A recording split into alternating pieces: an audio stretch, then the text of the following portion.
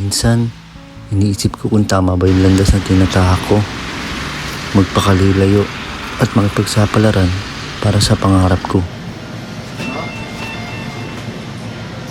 Araw-araw, kinakain ako ng kalungkutan. Ang hirap mabuhay sa bansang hindi mo kinalakihan.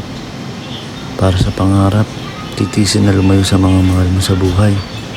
Kahit nakakapagod na, pero hindi mo masasabay yung salitang suko ka na. Tingin ko kasi napapag-iwanan na ako.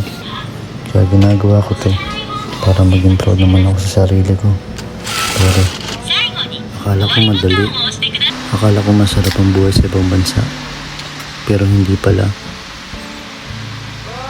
May mga oras na bigla na lang ako mapapatulala. Mapapaisip kung kakayanin ko pa ba.